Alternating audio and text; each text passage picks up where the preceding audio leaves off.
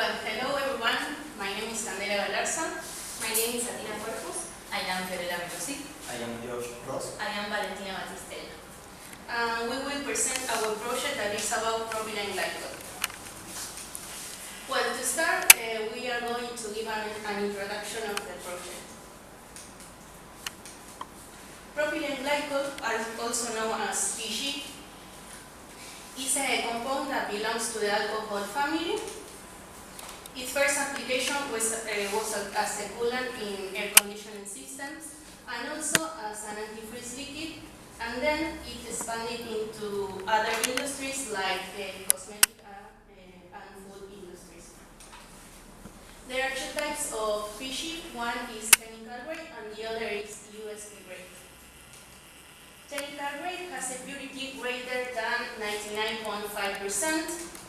and the USP grade has a purity greater than 99.8%. Well, now I will mention some threats and opportunities about our project. On one hand, some threats that we have are PG can cause health problems when it is highly consumed. Then there is a less use of PG as a refrigerant because of the use of electric cars. Another threat is that there are big companies in the PG market. On the other hand, some opportunities that we have on our project are: there is an absence of local PG producers. There is a growing biodiesel market that causes an excess of glycerin in it. There are companies in search of sustainability. And there is an increase in the number of companies that consume PG. Now it is my turn to explain the technology selection for the propylenglycol plant.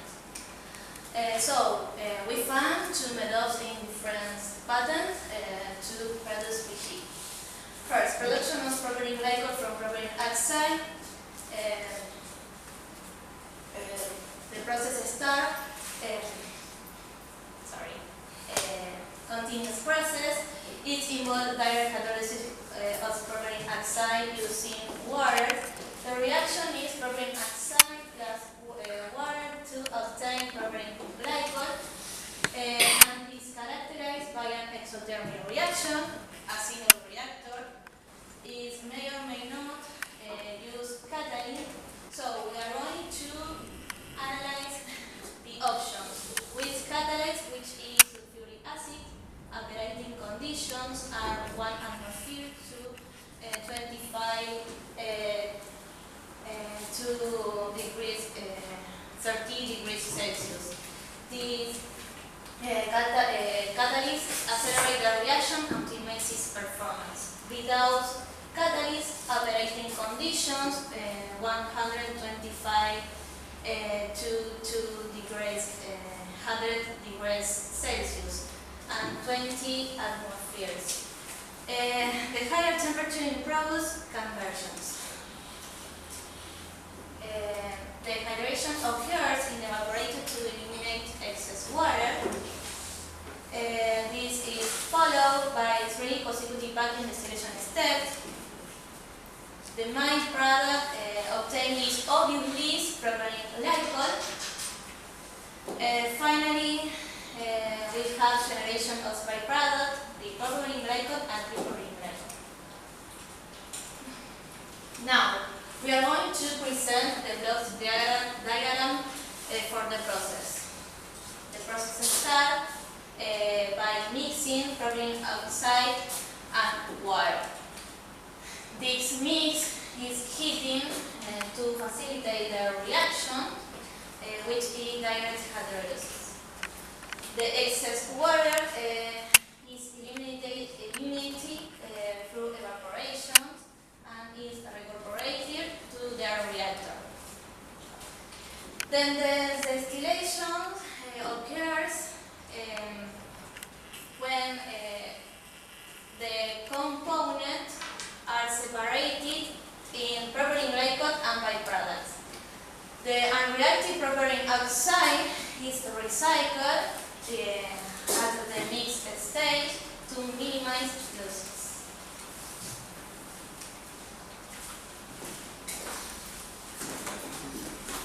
Another method for obtaining propylene glycol is the production of propylene glycol from refined glycerin. It is a continuous process, uses the hydrogenalysis method. This is a exothermic reaction. Glycerin is converted into acetone by using a water molecule, and then acetone reacts with hydrogens to form propanol glycol. We need a copper-based catalyst supported on an inert material. One pixel per reactor is needed. About operation conditions, temperatures between 150 to 240 degrees Celsius and pressure between 20 to 80 atmosphere. A high pressure separator is required, and the process may not include 3 distillation columns. The main product is propylene glycols and byproducts such as 1-propanol and water. This is the selective process.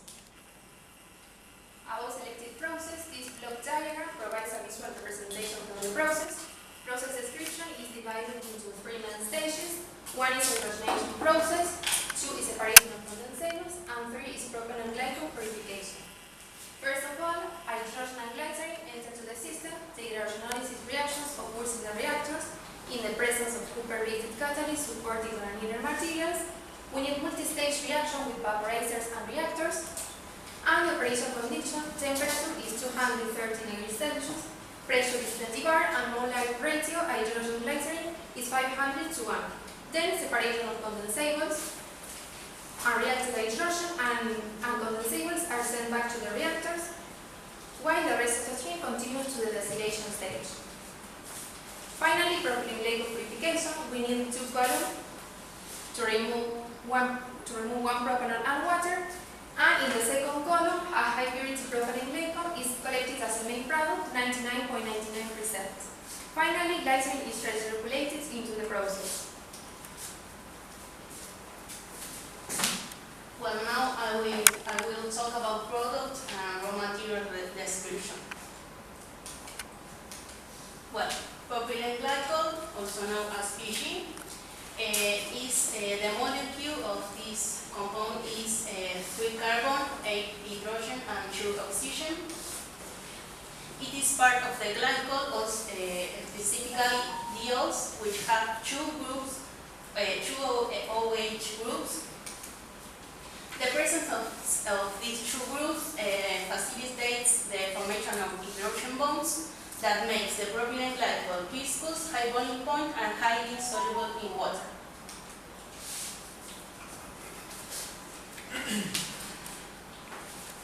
A key raw material for this process is the glycerin. It's an alcohol with this empirical formula. It is obtained through hydrolysis of fats and oils, and it is the simple material in the nature. About its physical properties, it is viscous, colorless, and sweet in taste, and it has a high boiling point. Another raw material is hydrogen. Hydrogen is flammable, colorless, and odorless gas. It has highly reactive under certain conditions. For example, it can react violently with oxidized material, such as chlorine and fluorine, and it can form an explosive mixture with air when I combine it in a certain proportion. Now we will see the highlights of the market research we did to determine if this project is viable and to understand the market trends.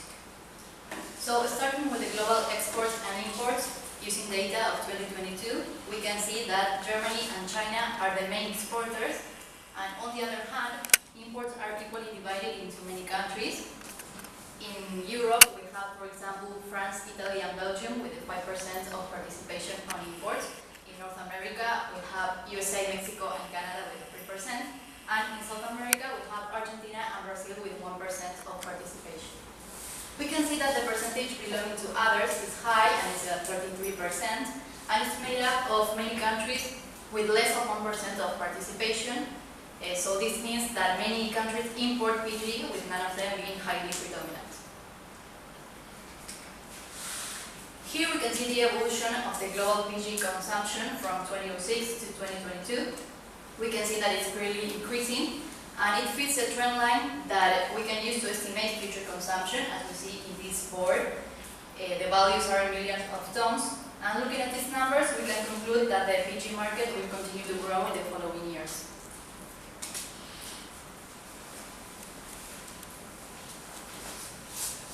Now, we are going to talk about the propylene glycol market in Argentina. According to data from Argentine Petrochemical Institute, Argentina does not have any propylene glycol producer, so its consumption relies entirely on imports. In this chart shows the distribution of origin of propylene glycol import in Argentina. We can see that the largest shares come from Brazil with a total of 13,027 tons, followed by China with 3,080 tons. According to the local market structure chart, the propylene glycol is divided into two categories: technical grade and UCP grade. So technical grade has a purity of over 99.5%, while UCP grade reaches 99.8%. In Argentina, the highest purity propylene glycol is the most in demand, with a total consumption of 5,373 tons. This is because UCP grade has a proven to be an essential component in various industries such as pharmaceutical, cosmetic, personal care, and food.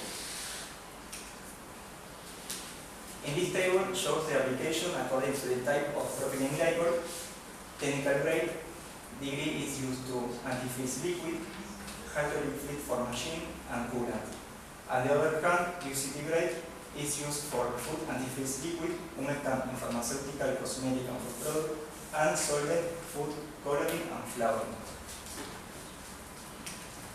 Finally, an average was calculated for the import and the export quantities of propylene glycol, along with this average price during the period 2018 to 2022 in Argentina. It's observed that the import volume is significantly higher than the export volume, indicating a high dependence on import.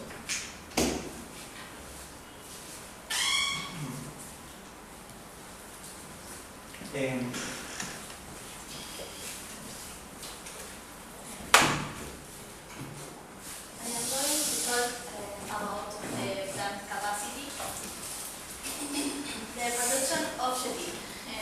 We have defined this to supply the Argentine market at over 45% of regional demand. Internal market 15 tons. Exportation 10,250 tons, and total 25,250. We consider an annual production on 25,000 tons of USP grade propylene glycol. We estimate production level at 75% of the total plant capacity. The proposed installed capacity is 34,000 tons of PG per year.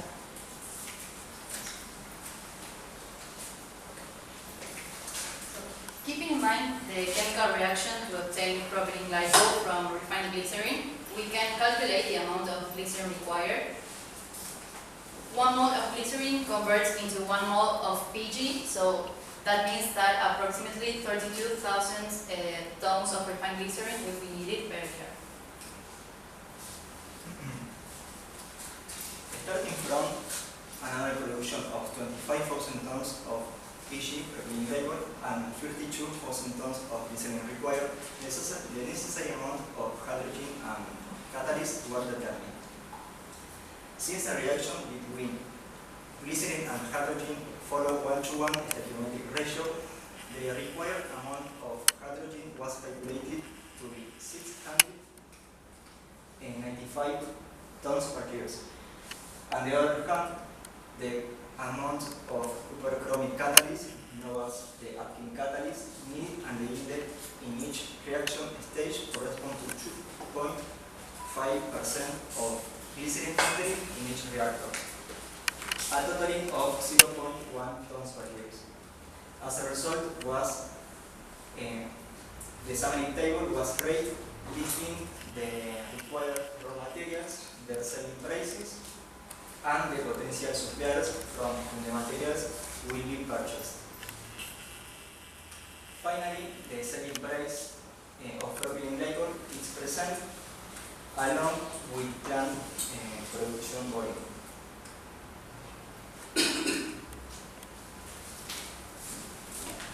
Well, now I will talk about plant location. And the location we have selected for our plant is the San Lorenzo Industrial Park that is in Santa Fe. And we have chosen it because so many reasons. First, because it is near of the plants that produce glycerin. So it means that it's near of our possible suppliers. And then because you can access to the park by many ways. For example, by car, by train, by boat, and by plane.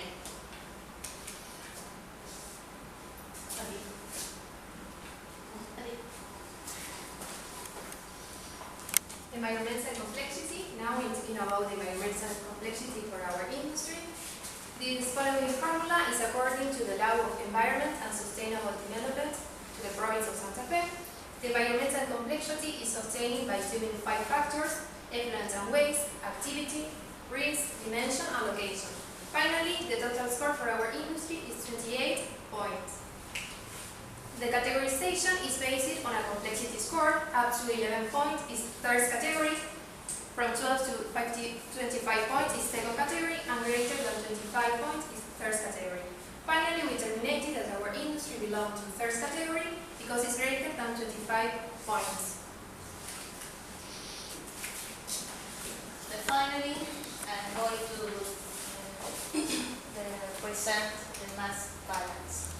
The proposed calculation basis is 1,000 kilograms per hour of glycerin plus water.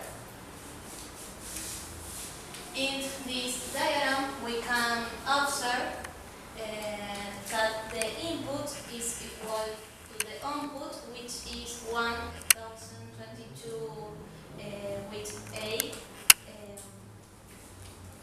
We can affirm that the process represented by black box is balanced.